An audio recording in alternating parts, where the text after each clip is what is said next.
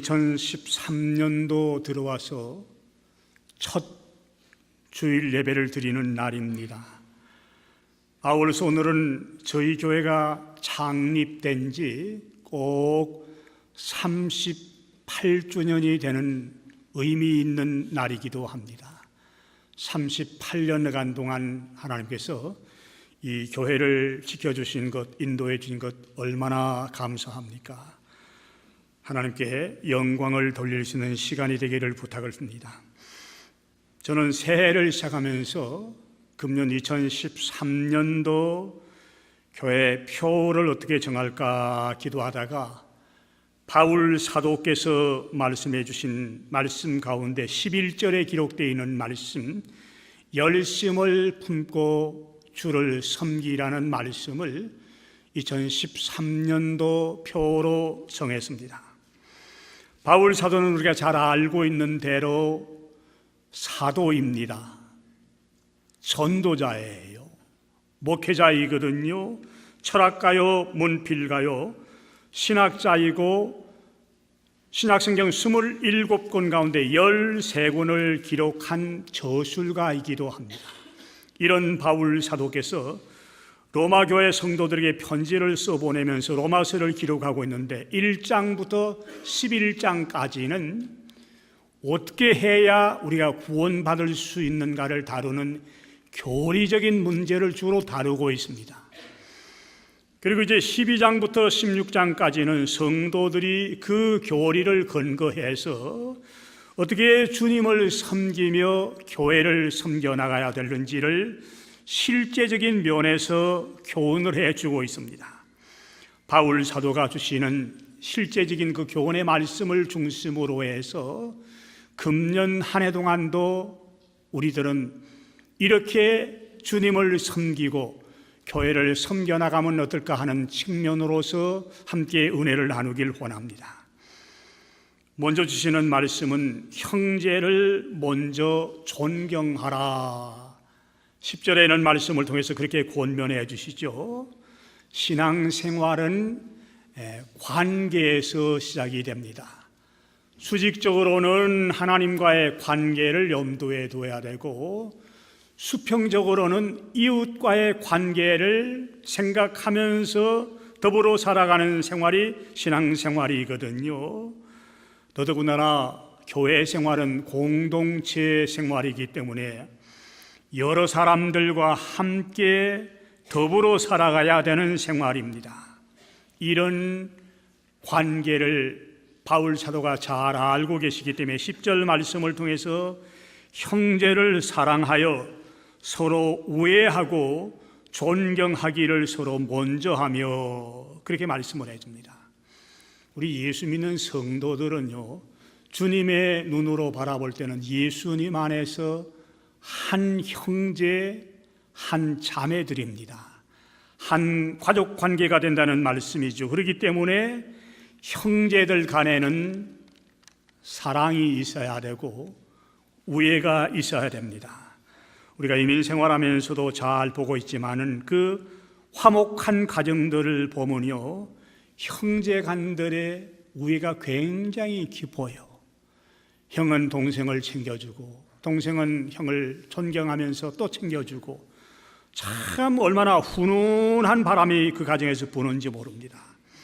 교회도 서로 좀 챙겨줄 줄 알아야 되거든요.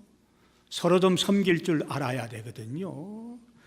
초장의 목자들이나 선교의 임원진들이 우리 초장에서 결석한 성도들이 있으면 전화도 좀 해주고 연락도 취해주고 관심을 가져주게 되면 얼마나 좋겠습니까?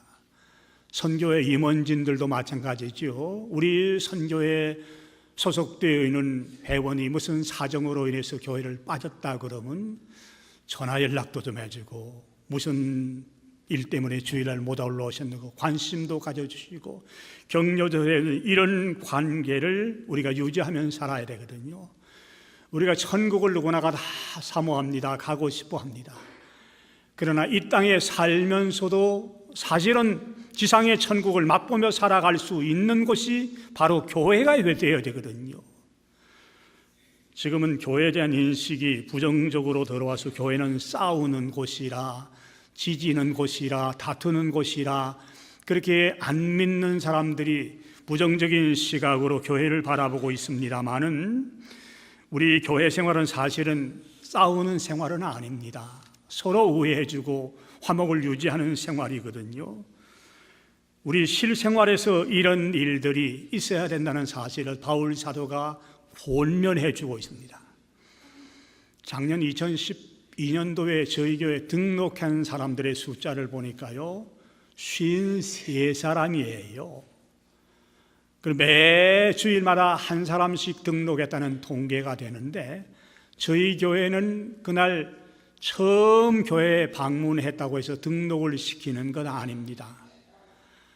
4주간에 걸쳐서 바로 옆방에 있는 우리 새 가족 방이 있거든요. 거기 그분들을 모시고 담임 목사와 함께 점심 식사를 나누면서 새가족부의 섬김을 받으면서 서로 친교하고 간단한 성경 공부를 합니다. 그리고 나서 4주 지난 다음에 본인이 마음 문을 열고 내가 이 교회에서 신앙생활했으면 좋겠다, 그렇게 작정할 때 등록 교인으로 받아주게 되어 있거든요.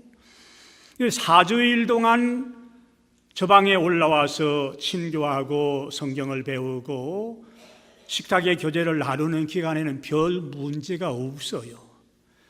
근데 4주간 지나고 이제 등록한 다음에는 친교실에 가서 식사를 하게 되거든요. 근데 낯이 설고 아는 사람이 별로 없기 때문에 밥그릇을 들고 혼자서 저쪽 구석으로 가요.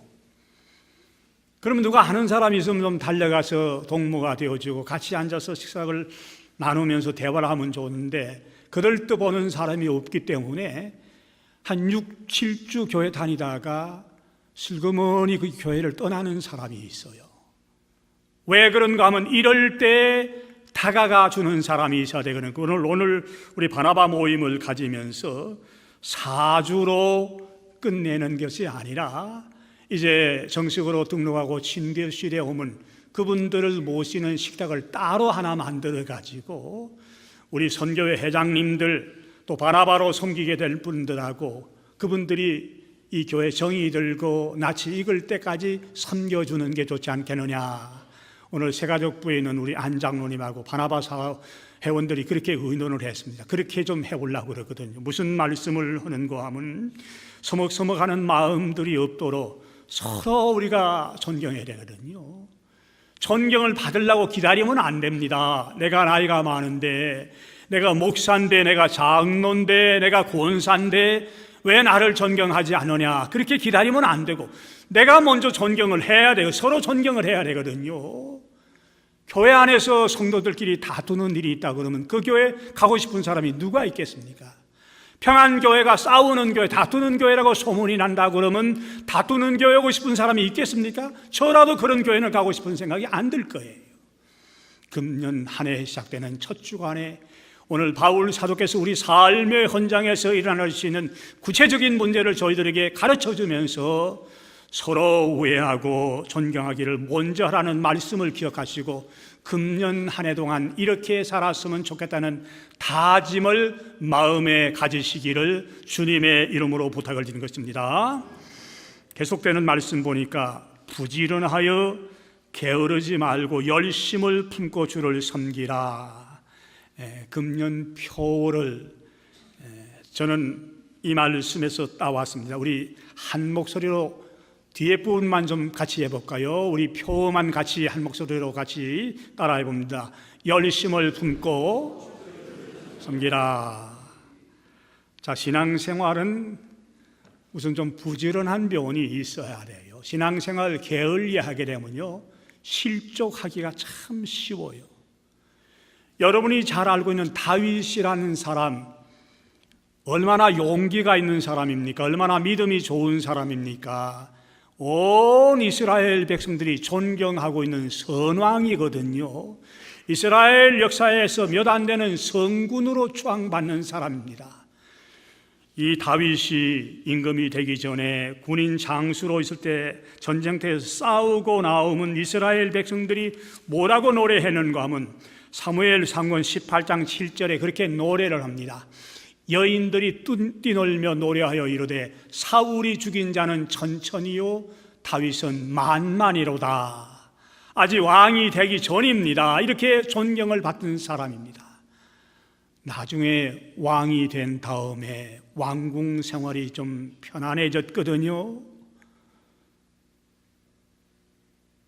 자기 부하들과 신하들은 전쟁터에 전쟁하기 위해서 다 출전을 했는데 편안한 이 다윗은 늦잠을 자고 저녁 늦게 일어납니다. 그리고 왕궁을 거닐다가 보니까 전쟁에 나간 자기 부하 우리아의 아내가 목욕하고 있는 걸 보고서 우리아를 범하는 큰 죄를 범하게 되거든요. 그게 탄로 날까봐 해서 자기의 아주 충성스러운 신하예요. 자기의 부하입니다. 자기에게 온 충성을 다하고 있는 우리아 그 장군을 적진 최전방으로 내몰아가지고 거기서 죽게 하는 살인죄를 범하게 되거든요. 다윗이 사울 왕의 쫓김을 받고 들로 산으로 굴로 도망쳐 다닐 때는 그런 실수가 없었는데 신앙생활 게을리하다 보니까 이런 실수하는 자리에 빠지고 말았거든요. 새해는 여러분들 교회를 섬기는 일도 좀 부지런해야 됩니다. 무슨 말인지 이해가 안 되시죠? 예배 시간도 좀 지킬 줄 알아야 돼요. 오늘 늦게 들어온 분들에게는 대단히 미안하지만 목사가 바른 말 안 해주면 누가 고쳐주겠습니까? 예배 시간 살다 보면 부득이해서 그런 일도 있을 수가 있어요. 후레이를 타고 오는 도중에 무슨 길에 사고가 나서 길이 막혀서 부득불에서 차가 막혀서 늦게 올 수도 있지만 상습적으로 늦게 오는 분들이 있어요. 이거 고쳐야 돼요. 본인들에게 마음에 상처가 될는지 모르지만은 이렇게 신앙생활해서는 안 되거든요. 여러분들이 여러분들 상사들 인터뷰로 간다든지 상사들 만나러 갈 때 그렇게 시간 늦춥니까? 그렇게 하는 것은 제 머리로서는 도저히 이해가 안 되는 일입니다. 열심들을 좀 가져야 되거든요. 일주일에 한 번 하나님 손전에 예배를 드리러 오면서 시간도 못 지키면서 어떻게 교회를 섬겨나가겠다고 생각을 합니까? 오늘 혹시 늦게 들으신 분들, 상습적으로 내가 늦다고 생각하시는 분들은 여러분들 개인을 미워해서 하는 건 아닙니다. 하나님 섬기는 자세가 고쳐져야 된다는 사실을 기억하시고 열심들을 내시고 부지런히 교회를 섬기라는 바울 사도의 교훈의 말씀이 금년 한 해를 살아가는 나에게 신앙의 지침이 되는 말씀이구나 생각하면서 열심을 품고 섬겨야 됩니다. 시간만 말씀을 하는 거 아닙니다. 열심을 품고 주를 섬긴다는 원어상의 의미는 영이 좀 뜨거워지라는 얘기입니다. 미지근하게 신앙생활을 하지 말라는 얘기거든요. 계시록에 보면 소아시아 지방에는 7교회가 등장을 하는데 그 가운데 라오디게아라는 교회가 나와요. 그 교회는 차지도 않고 뜨겁지도 않고 미지근하다고 해서 주님께서 내가 내 입에서 너희를 토해내버리겠다 책망을 받았던 교회거든요. 신앙생활 미지근하게 하면 아무짝에도 쓸 수가 없어요. 아무 쓸데가 없어요. 새해를 시작하는 첫 시간이기 때문에 마음에 무슨 다짐이 있어야 되거든요. 그날이 그날이고 그 해가 그 해고 이렇게 신앙생활하면 무슨 발전이 있고 무슨 성장이 있고 무슨 성숙이 있을 수가 있겠습니까? 오늘 바울 사도께서는 금년 한 해 동안 미주평안교회만 주시는 말씀이 아니에요. 신앙생활하는 성도들 한 분 한 분에게 열심을 품고 주를 섬기라고 권면해 주고 있기 때문에 내가 2012년도에는 열심을 품지 못하고 게으른 면이 있고 미진한 면이 있었다 그러면 이렇게 해서는 안 되겠구나, 고쳐야겠구나. 새해를 시작하는 첫 주일부터 내가 좀 다른 각도에서 열심을 품고 주를 섬기겠다는 마음의 다짐을 가지시고 한 해를 살아나가시기를 주님의 이름으로 부탁을 드린 것입니다. 세 번째 권면한 말씀은 12절에 기록이 되었습니다. 12절 말씀, 영상의 말씀 띄워드릴게요. 한 목소리로 말씀 좀 따라해 봅시다. 시작. 소망 중에 즐거워하며 환난 중에 참으며 기도에 항상 힘쓰며. 바울 사도가 로마에 있는 성도들에게 편지를 보낼 때는 바울 사도가 로마를 한 번도 가본 일이 없기 때문에 로마를 방문하고 싶은 생각이 간절했습니다. 왜 그러면 그 당시 로마는 모든 세계의 중심지였거든요. 정치, 경제, 문화, 예술, 종교 모든 것의 중심지이기 때문에 모든 길은 로마로 통한다고 통용되는 그런 시대입니다. 근데 바울 사도가 로마에 한 번도 못 가봤지만은 로마에 벌써 예수님의 복음을 받아들이고 신앙생활하는 사람들이 있었어요. 그분들에게 보내는 편지이거든요. 근데 기독교로 개종하다 보니까 같이 살고 있는 유대 동족들에게 얼마나 많은 환난을 당하고 있었는지 모릅니다. 유대교를 버리고 기독교로 개종했다고 같은 동족들로부터 환난을 당하고 있었거든요. 또 로마 황제로부터 핍박을 받고 있는 이런 시대입니다. 그렇기 때문에 환난 당하고 있을 때 소망으로 극복해 나가라면서 참고 기도하라. 어려운 환난이 찾아오게 되면 기도하는 것 당연하지 않습니까?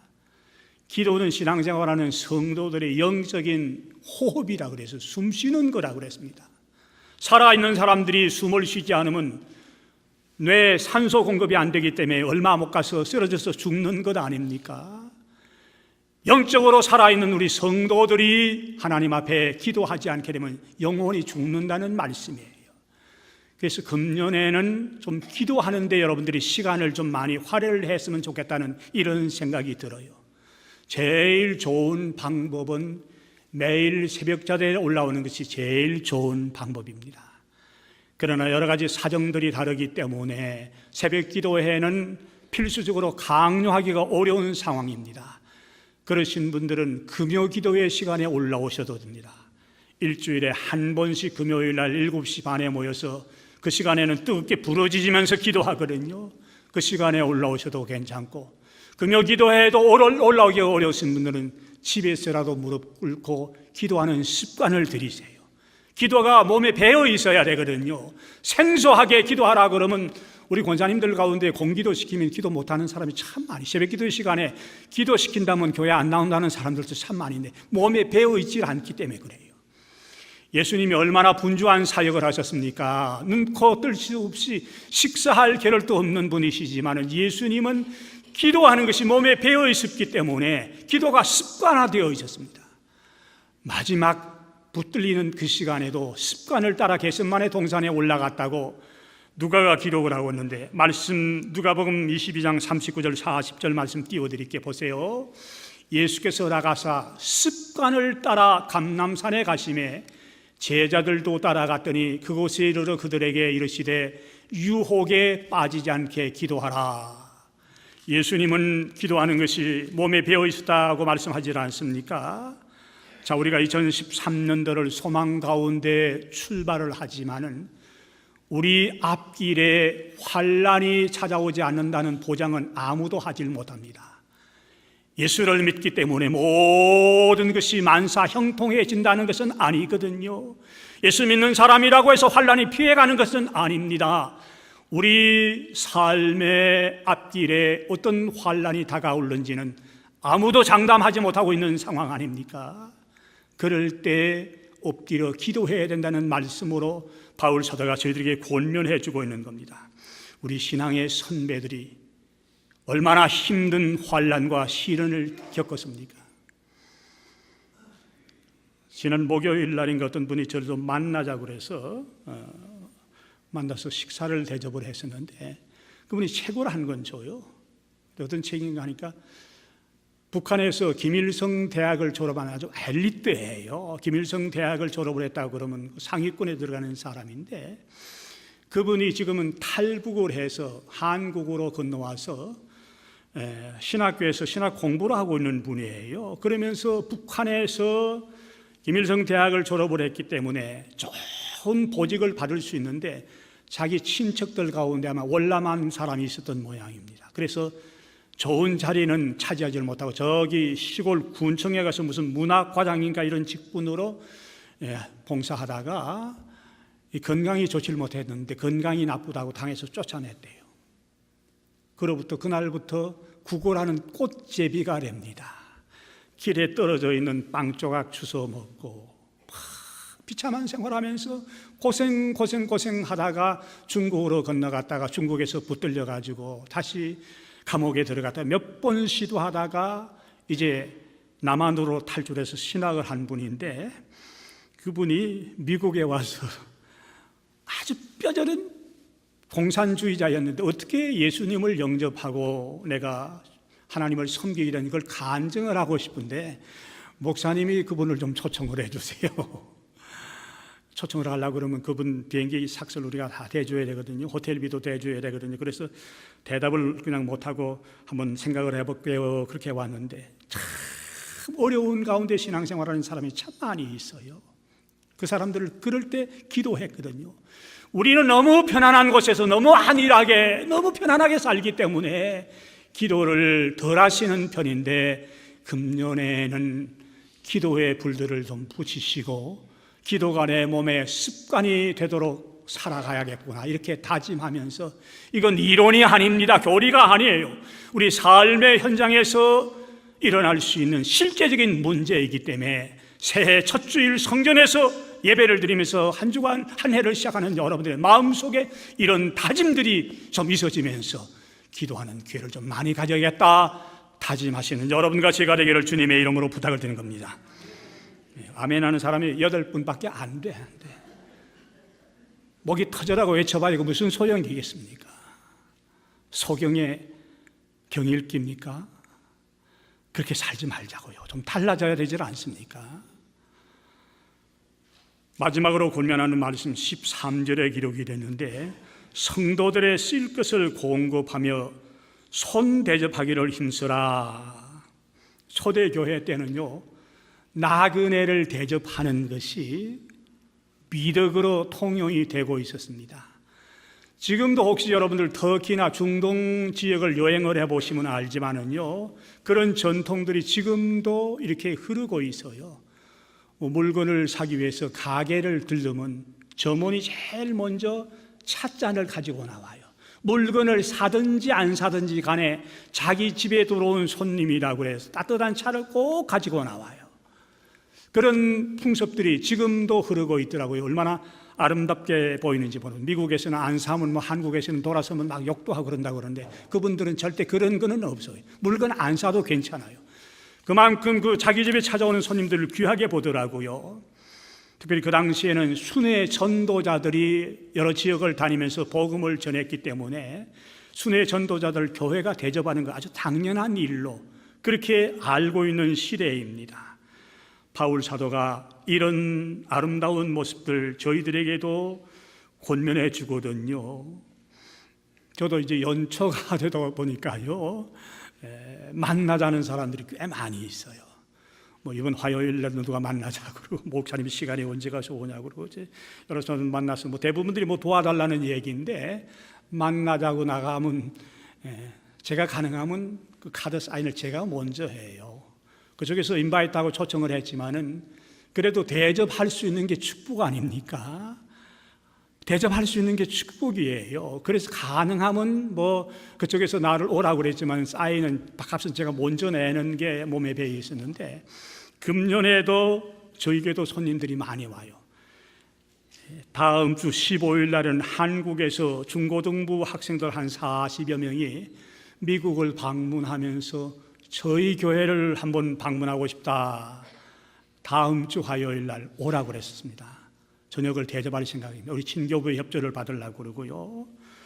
또 2월 20일 날에는 한국 저 시골에 있는 전라북도 식도 섬교회에 있는 그 나이 많은 몸찬양 권사님 집사님들이 저희 교회를 방문을 합니다. 제가 작년 여름에 한국을 방문했다가 그 교회를 가서 제가 한번 말씀드렸지요. 연세가 다 7순, 8순 된 분입니다. 아주 적은 섬입니다. 섬 전체 인구가 200명밖에 안 돼요. 그 섬 안에 자동차는 픽업 트럭도 있고 자동차가 한 대여섯 대 있는데 가스스테이션이 섬 안에 없어요. 그 자동차를 굴리려고 그러면 그 자동차를 페리 배 태워가지고 싣고 저 육지로 나가가지고 육지에서 자동차 가스를 넣고 와서 그 섬 이제 굴리는 이런 섬인데 교인들이 한 30명밖에 안 돼요. 평생 처음으로 시골에 있는 권사님들이 이 바디워시업, 몸 율동이라고 그럽니까? 몸 찬양을 연습을 해가지고 미국 나들이 하는 게 평생 꿈이었는데 날짜가 잡혔습니다. 비자가 나와서요. 그분들 제가 보고 감동을 받았던 것은 마디마디가 전부가 노동을 해가지고요, 이쁜 마디가 다 시골의 모습 남자들 손보다 더 굵어요. 자, 주로 남편들이 어부들인데 고기를 밤새껏 잡아오면 그 다음 날 그 권사님 집사님들이 다 다듬어야 돼요. 찬채기는 버리고 좋은 거 골라서 또 찔 건 찌고 말릴 건 말리고, 그런 다음에 또 무추로 나가서 육지에 나가서 그 팔아와야 돼요. 그리고 일꾼이 모자라기 때문에 육지에서 젊은 그 조선족이나 이런 사람들 노동자로 데려서 같이 배를 태워내 보내는데 그 빨래 다 해줘야죠. 먹여줘야지요. 교회 집사로서 섬겨야지. 그런 가운데도 하나님께 영광을 돌리겠다고 찬양 연습을 했었는데 선생님이 없어요. 가르칠 분이 없어서 전주에서 일주일에 선생님이 한 분이 배 타고 들어온대요. 몇 달 동안 연습을 했었는데 한 7, 8분이 온다고 그래서 우리 교회 오시라고 2월 20일 날 수요일 저녁에 우리 교회에서 강단에 설 거예요. 제가 감동받은 것은 30명밖에 안 되는 그런 교회에서 20교회 선교비를 20곳에 선교비를 보내고 있다. 얼마나 아름답게 섬깁니까? 오시라고 그랬는데 혹시 제 주머니 다 들라고 그래서 부담이 되고요, 한 10명 정도 오시는 분들 저녁 한 끼 좀 대접했으면 좋겠다. 한 200불 정도면 될 거예요. 10명 정도니까.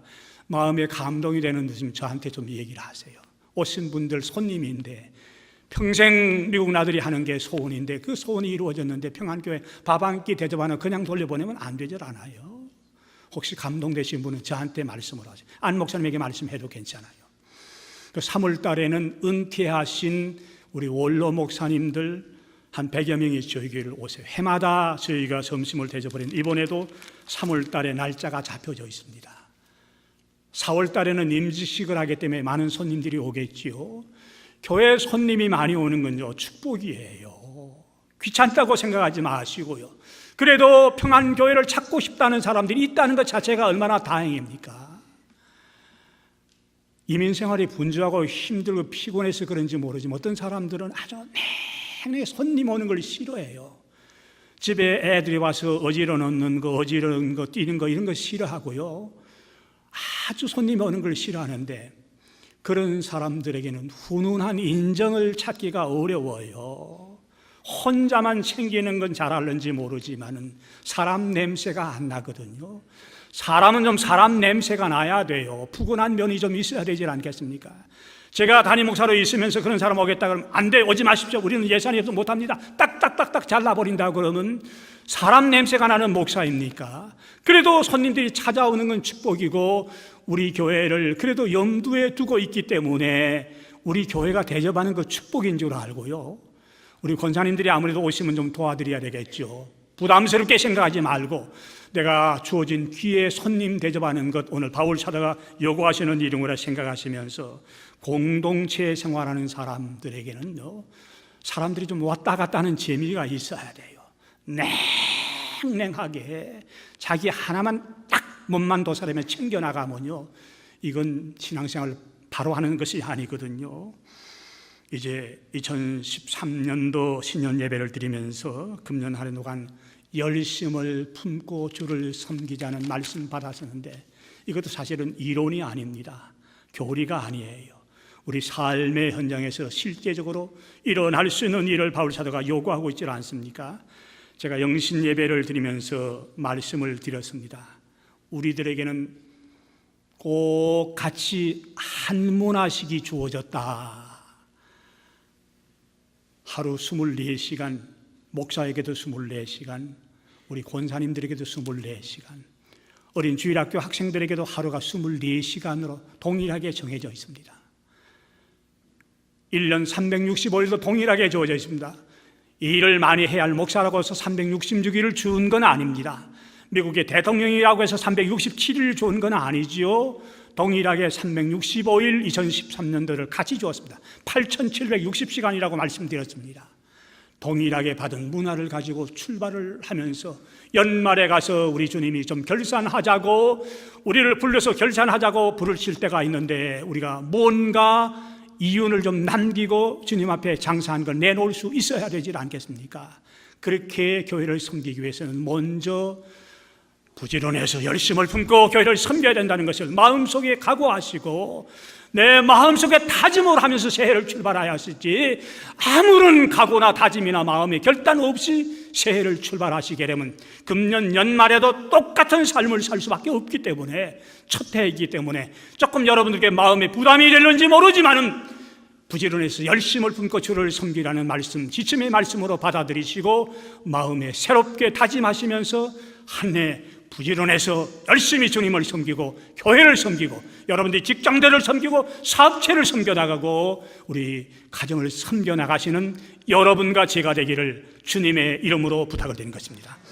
사랑하시는 아버지 하나님, 2013년도 새해 신년 예배를 드리면서 마음에 부담이 되는 말씀이 될는지 모르지만 오늘도 부지런하여 주를 열심을 다해서 섬기라는 권면의 말씀 받았었는데, 이 말씀이 금년 한 해 사는 우리 신앙생활하는 성도들의 삶의 지침이 되게 도와주시고, 이론이 아닙니다. 실제적으로 이 삶의 현장에서 있어야 할 문제이기 때문에 말씀 주신 줄 알고 마음의 새로운 다짐과 각오와 결단으로 새해를 출발하는 저희들 발걸음 되게 도와주시옵소서. 예수님 이름으로 감사하며 기도드리옵나이다. 아멘.